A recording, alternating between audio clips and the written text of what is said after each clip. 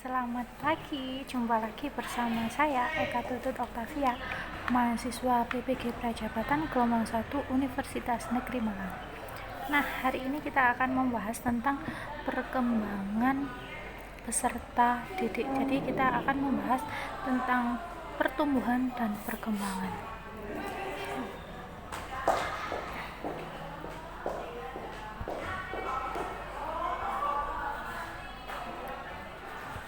Oke, sebentar. Nah, perkembangan fisik, kognitif, dan bahasa.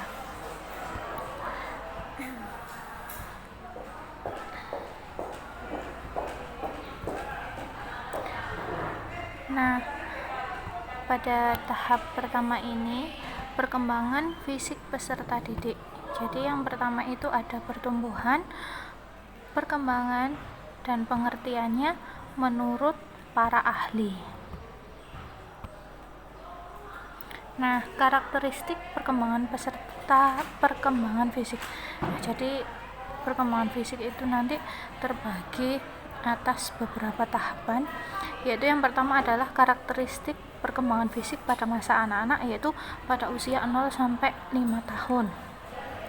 Yang kedua, yaitu karakteristik perkembangan fisik pada masa anak usia 5 sampai 11 tahun. Yang ketiga, pada masa remaja. Kemudian yang keempat adalah karakteristik perkembangan fisik pada masa dewasa. Selanjutnya, ini adalah beberapa faktor yang mempengaruhi perkembangan fisik, yaitu ada beberapa faktor, yaitu faktor dari lingkungan keluarga.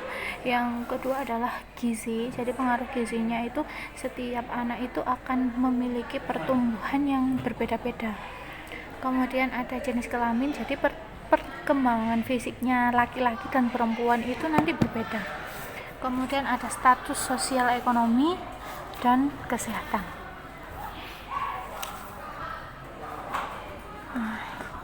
Yang selanjutnya yaitu perkembangan kognitif. Perkembangan kognitif ini adalah pengetahuan anak. Jadi ada menurut Jean Piaget. Kemudian kita bahas fungsi kognitif dan contoh kognitifnya. Oke.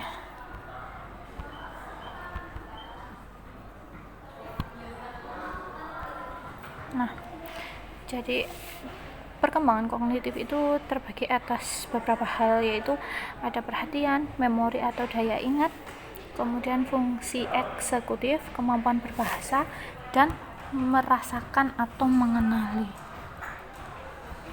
Nah, kalau teorinya Jean Piaget, perkembangan kognitif itu terbagi atas 4 tahapan, yaitu tahap sensori motor, praoperasional, kemudian tahap operasional, dan tahap operasional formal. Nah, lantas bagaimana penerapannya dalam pembelajaran? Nah, penerapannya dalam pembelajaran itu terbagi atas beberapa level, yaitu level 1, 2, dan 3. Nah, yang terakhir adalah kemampuan perkembangan bahasa. Nah, pengertian bahasa menurut para ahli, menurut Plato, Ferdinand, dan menurut Bill Adams.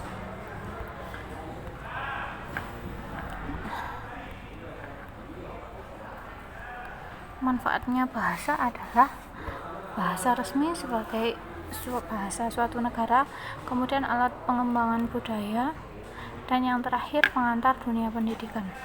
Karena kita membutuhkan bahasa untuk berkomunikasi dalam kehidupan sehari-hari.